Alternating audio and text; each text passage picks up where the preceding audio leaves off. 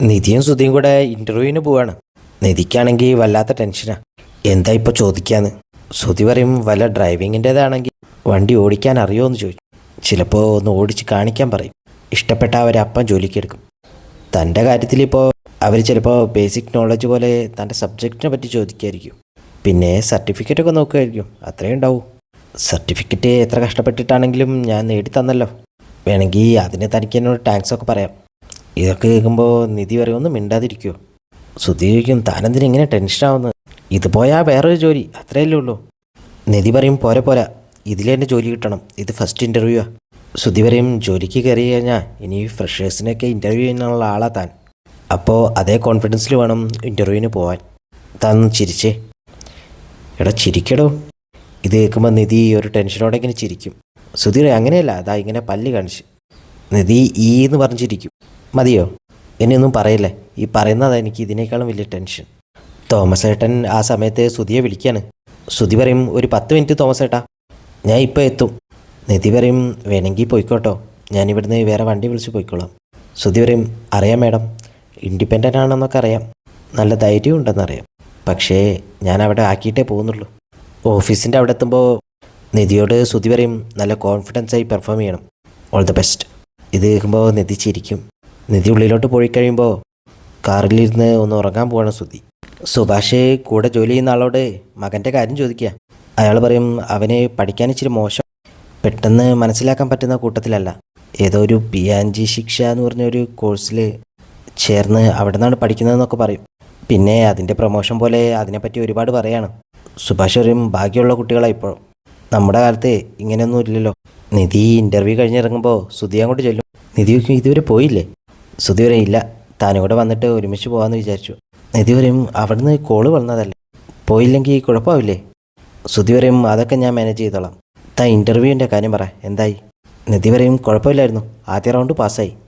ഇത് കേൾക്കുമ്പോൾ ശ്രുതിക്ക് സന്തോഷമാവും. ശ്രുതി കൺഗ്രാജുലേറ്റ് ചെയ്യാൻ കൈ നീട്ടുമ്പോൾ നിധി അത് നീട്ടില്ല. ശ്രുതി എന്താണെന്ന് ചോദിക്കുമ്പോൾ നിധി കൈ കൊടുക്കും. ശ്രുതി പറയും ഈ ജോലി ഉറപ്പായിട്ട് നിധിക്ക് കിട്ടും. നിധി പറയും ഉറപ്പായിട്ടില്ല, പക്ഷേ കിട്ടുമെന്നാണ് എൻ്റെ വിശ്വാസം. ശ്രുതി പറയും എല്ലാം ഇയാളുടെയും നമ്മുടെ ഭാഗ്യം. നിധി ചോദിക്കും നമ്മുടെയോ? അത് നമ്മൾ ഒരുമിച്ചാണല്ലോ വന്നത്, അപ്പോൾ എനിക്കും കൂടെ ഭാഗ്യമുണ്ടെങ്കിലല്ലേ നിധിക്കും ഭാഗ്യം ഉണ്ടാവൂ.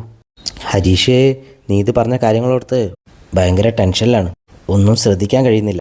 അവിടുത്തെ ജോലിക്കാരോടൊക്കെ ഹരീഷ് ഇങ്ങനെ ചൂടായിക്കൊണ്ടേയിരിക്കും. അവർ പറയും ഹരീഷ് ഏട്ടാ ആ വണ്ടി ഇന്ന് കൊടുക്കാമെന്ന് പറഞ്ഞതാ, ഇന്ന് കൊടുത്തില്ലെങ്കിൽ അവർ വന്ന് ചൂടാവും, ഞങ്ങളോടും ചൂടാവും. ഞാൻ പണി അറിയാത്ത ജോലിക്കാരനായിപ്പോയി, ഇല്ലെങ്കിൽ ഹരീഷേട്ടനെ നിർബന്ധിക്കില്ലായിരുന്നു ഈ ജോലി തീർക്കാൻ. ചന്തു പറയും നീയൊന്നും മിണ്ടായിരുന്നേ, ആശാൻ്റെ പ്രജ്ഞാസം എനിക്കറിയാം. അതെന്താണെന്ന് ചോദിക്കുമ്പോൾ ചന്തു പറയും പ്രേമത്തിൻ്റെ ടെൻഷൻ, അതാണ് ഈ പ്രജ്ഞാസം. മറ്റാൾ പറയും നീതുവിനെ പെണ്ണ് കാണാൻ വരുന്നു എന്ന് പറഞ്ഞപ്പോൾ തുടങ്ങിയതല്ലേ ആശാൻ്റെ ഈ ടെൻഷൻ. ഹരീഷ് പറയും ഒന്ന് പോടാ, എനിക്കെന്തിനാ ടെൻഷൻ, ആർക്ക് കല്യാണമായാലും എനിക്കെന്താ, പക്ഷേ ഒരു മര്യാദയൊക്കെ വേട്ടെ. എന്നും ഇവിടെ കയറി ഇറങ്ങിയിട്ട് പെട്ടെന്ന് വന്ന് കല്യാണം എന്നൊക്കെ പറഞ്ഞാൽ. ചന്തു പറയും സ്നേഹിക്കുന്ന പെണ്ണിനോട് മൂത്ത ചേട്ടനെ കിട്ടുമെന്ന് പറയുന്നത് വലിയ മര്യാദയാണല്ലോ, അല്ലെങ്കിൽ തന്നെ ഹരീഷ് ചേട്ടന് അവളോട് പ്രേമമൊന്നും ഇല്ലായിരുന്നല്ലോ, എപ്പോൾ വന്നാലും ചീത്ത പറഞ്ഞ് ഓടിച്ചിട്ട് മാത്രമല്ലേ ഉള്ളൂ. ആ വഴി നീതി വരുമ്പോൾ അവിടെയുള്ള ആൾ പറയും ദാണ്ടേ കല്യാണ പെണ്ണ് വരുന്നുണ്ട്. ഇത് കേൾക്കുമ്പോൾ തന്നെ ഹരീഷ് എണീറ്റ് നിന്ന് നോക്കും. നീതു മൈൻഡ് പോലും ചെയ്യാതെ അതുവഴി നടന്നു പോവാണ്. ഹരീഷ് പറയും ടാ ചന്തു ഒന്ന് പോയി ചോദിക്കടാ. ഞാനെന്ത് ചോദിക്കുക, അവളുടെ കല്യാണക്കാരി എന്തായിരുന്നു പോയി ചോദിക്കേ. എന്തിന്? കൂടെയുള്ള ആൾ പറയും ഞാൻ പോയി ചോദിക്കാം, അതറിഞ്ഞാൽ കടയടച്ച് ദുഃഖാചരണം നടത്തണമെന്ന് അറിയാലോ. അവൻ വണ്ടി കൊണ്ട് നീതുവിനോട് പോയി സംസാരിക്കുകയാണ്. നീതു കാര്യങ്ങളൊക്കെ പറയുമ്പോൾ അവൻ പറയും ഓ വെറുതെ പറഞ്ഞായിരുന്നല്ലേ. നീതു പറയും ഇതിൻ്റെ വിഷമമൊക്കെ അവനും ഒന്ന് അറിയട്ടെ. അയാൾ ചോദിക്കും ഞാൻ നീതു പറഞ്ഞത് കള്ളമാണെന്ന് പറഞ്ഞോട്ടെ. ആള് ഭയങ്കര ടെൻഷനില്ല, ഒരു ജോലിയും ചെയ്യുന്നില്ല. നീതു പറയും ഇപ്പോൾ വേണ്ട, കുറച്ചുകൂടി കഴിഞ്ഞിട്ട് മതി. എന്നെ കല്യാണം കഴിക്കാൻ പോകുന്ന ചെക്കനെക്കുറിച്ച് ഒന്നുകൂടെ പൊക്കി പറഞ്ഞേക്ക്. അവൻ പറയും ആ കാര്യം ഞാൻ ഏറ്റു. അവൻ തിരിച്ചു വന്ന് കഴിയുമ്പോൾ ഹരീഷ് ചോദിക്കും എന്തായി? അവൻ പറയും അത് വിട്ടേക്കാശനെ, നീ ഇത് പറഞ്ഞത് സത്യമാണെന്നുള്ള രീതിയിൽ സംസാരിക്കുകയാണ്. ഇത് കേൾക്കുമ്പോൾ ഹരീഷിന് പിന്നെ വിഷമാവും.